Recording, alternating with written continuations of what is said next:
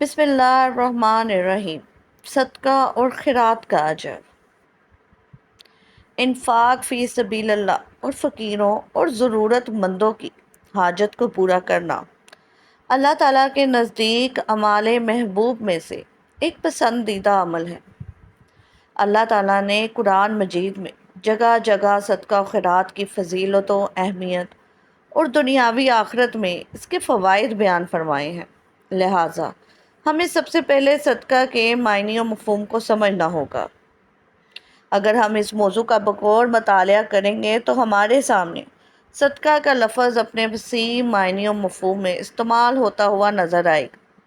صدقے کا ان میں سے ایک مقصد یہ بھی ہے کہ اللہ تعالیٰ کی رضا خوشنودی کے حصول کے لیے غربا و مساکین یا خیر و بھلائی کے کاموں میں خرچ کرنا صدقہ کہلاتا ہے۔ صدقہ 3 اقسام پر مشتمل ہوتا ہے: فرض جیسے زکوٰۃ، واجب جیسے نذر مانا ہوا صدقہ، اور نفل جیسے عام خیر و بھلائی وغیرہ کاموں کے لیے استعمال شدہ صدقہ۔ سورۃ بقرہ میں اس چیز کو بڑی ہی تفصیل کے ساتھ واضح طور پر بیان فرمایا گیا ہے۔ اللہ تعالیٰ نے صدقہ و خیرات دینے والوں کو عظیم الشان بدلہ کا وعدہ کرتے ہوئے ارشاد فرمایا۔ ترجمہ: جو لوگ اپنا مال خدا کی راہ میں خرچ کرتے ہیں، ان کے مال کی مثال اس دانے کی سی ہے جس سے 7 بالیں اگی اور ہر ایک بال میں 100 دانے ہوں، اور خدا جس کے مال کو چاہتا ہے زیادہ کرتا ہے۔ وہ بڑی کشائش والا اور سب کچھ جاننے والا ہے۔ مذکورہ بالا آیت کریمہ میں صدقہ خیرات جیسے انفاق فی سبیل اللہ کی مثال ایک ایسے دانہ سے دی گئی ہے جس کی 7 بالیاں ہوں اور ہر بالی میں 100 دانے۔ یہاں پر 7 بالیوں سے مراد 7 گنا اجر ہے، اور ہر نیکی کا اسلامی اصول یہ ہے کہ اس کا اجر 10 گنا ملے گا، جیسا کہ ارشاد باری ہے: جو کوئی ایک نیکی کرے گا اس کو 10 گنا اجر ملے گا۔ لہٰذا جو کوئی اللہ تعالیٰ کی رضا مندی کے لیے اپنا مال خرچ کرے گا تو اس کو کم از کم 700 گنا اجر ملے گا، اور اللہ جس کو چاہے گا بے شمار اجر سے نوازے گا۔ اسی طرح جو لوگ اللہ کی راہ میں خرچ کرتے ہیں اور انفاق فی سبیل اللہ کے ذریعے اپنی آخرت کی کھیتی ہوتے ہیں تو ان کی کھیتی اللہ کے پاس کئی گنا بڑھ جاتی ہے۔ جیسا کہ دانے کی مثال بیان کرنے کے بعد اللہ کا ارشاد ہے کہ اللہ جس کے مال کو چاہتا ہے زیادہ کرتا ہے، وہ بڑی کشائش والا اور سب کچھ جاننے والا ہے۔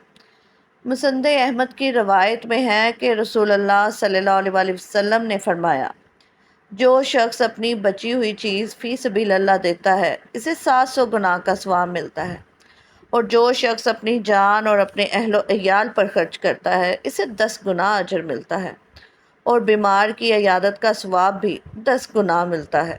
مسند احمد کی ایک اور روایت میں سے ہے کہ ایک شخص نے نکیل والی اونٹنی خیرات کی تو آپ صلی اللہ علیہ وسلم نے فرمایا: یہ شخص قیامت کے دن 700 نکیل والی اونٹنیاں پائے گا، لیکن صدقہ و خیرات کا اجر انہی لوگوں کو ملے گا جو سچے دل اور نیک نیتی سے اللہ کی رضا خوشنودی کے لیے صدقہ کرتے ہوں گے، نہ کہ ریاکاری کے لیے۔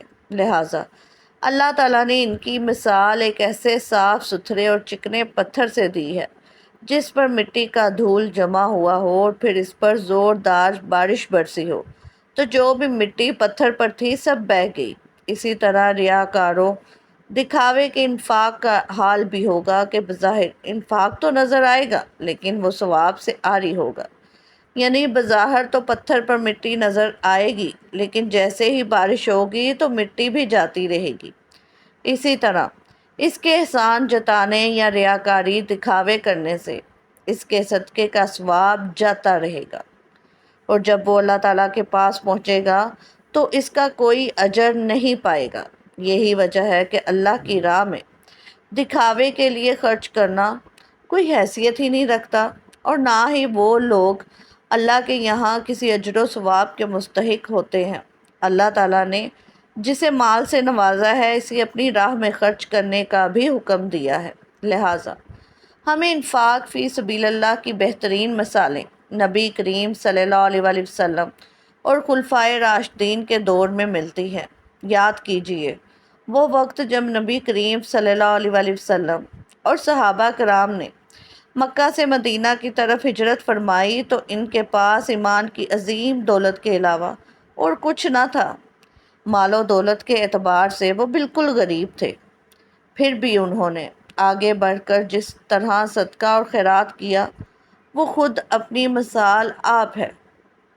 اب سوال یہ پیدا ہوتا ہے کہ کیا صدقہ کرنے کے لیے مال ہی کا ہونا ضروری ہے یا بغیر مال کے بھی صدقہ کیا جا سکتا ہے؟ اسی طرح کیا وہ لوگ صدقہ کے ثواب سے محروم ہو جائیں جن کے پاس کوئی مال و دولت نہ ہو؟ یہ وہی سوال ہے جو صحابہ کرام رضوان اللہ علیہ اجمعین کے ذہن میں بھی یہ پیدا ہوا تھا، اور وہ اس کو لے کر نبی کریم صلی اللہ علیہ وآلہ وسلم سے شکایت کرتے ہوئے کہہ رہے تھے کہ مال والے ہم سے ثواب میں آگے بڑھ جائیں گے، کیونکہ وہ بھی نماز پڑھتے ہیں جیسا کہ ہم پڑھتے ہیں، وہ بھی روزے رکھتے ہیں جیسا کہ ہم رکھتے ہیں، لیکن وہ مال کے ذریعے صدقہ و خیرات میں ہم پر فضیلت لے جاتے ہیں۔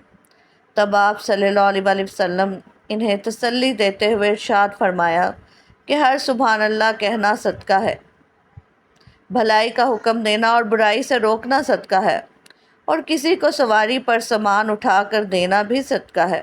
غرض ہر بھلائی صدقہ ہے، جیسا کہ حضرت جابر رضی اللہ عنہ کی روایت سے واضح ہوتا ہے کہ رسول اللہ صلی اللہ علیہ وآلہ وسلم نے فرمایا، کل معروف صدقہ یعنی ہر بھلائی صدقہ ہے۔ اس حدیث سے معلوم ہوا کہ آدمی صرف مال خرچ کرنے سے ہی نہیں بلکہ دوسری اللہ کی دی ہوئی صلاحیتوں کو خرچ کرنے سے بھی صدقہ کا اجر و ثواب حاصل کر سکتا ہے، جیسا کہ ابو موسیٰ اشعری رضی اللہ عنہ روایت کرتے ہیں کہ رسول اللہ صلی اللہ علیہ وآلہ وسلم نے ارشاد فرمایا، ہر مسلمان کے ذمہ صدقہ ہے۔ لوگوں نے کہا اگر اس کے پاس کچھ نہ ہو؟ تو آپ صلی اللہ علیہ وآلہ وسلم نے فرمایا، اپنے ہاتھوں سے کام کرے اور اپنے آپ کو فائدہ پہنچا کر صدقہ کرے۔ لوگوں نے پوچھا اگر وہ کوئی کام نہ کر سکے تو؟ آپ صلی اللہ علیہ وآلہ وسلم نے فرمایا، کسی ضرورت مند کی مدد کرے۔ انہوں نے پوچھا اگر وہ یہ بھی نہ کر سکے تو؟ فرمایا، بھلائی کا حکم دے۔ پھر پوچھا گیا اگر یہ بھی نہ کر سکے؟ فرمایا، پھر برائی سے باز رہے، یہی اس کے لیے صدقہ ہے۔ حضرت ابو ذر رضی اللہ عنہ سے مروی ایک اور حدیث میں ہے کہ رسول اللہ صلی اللہ علیہ وآلہ وسلم نے فرمایا، تمہارے اپنے بھائی کے سامنے مسکرا دینا تمہارے لیے صدقہ ہے، اور تمہارا نیکی کا حکم دینا اور برائی سے روکنا تمہارے لیے صدقہ ہے، اور تمہارا راستے سے پتھر یا کسی بھی تکلیف دہ چیز کا ہٹانا بھی تمہارے لیے صدقہ ہے۔ غور کیجیے ہمارا دین کس قدر آسان ہے کہ وہ ہر قسم کی طبیعت اور ہر قسم کے حالات سے دو چار شخص کے لیے بھی صدقہ کا موقع فراہم کرتا ہے، بشرطے کہ وہ نیک نیت اور مخلص ہو۔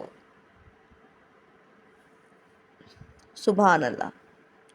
اللہ تعالیٰ سے دعا ہے کہ وہ ہمیں بھی صدقہ و خیرات اور بھلائیوں کے کاموں کی توفیق عطا فرمائے، آمین ثم آمین۔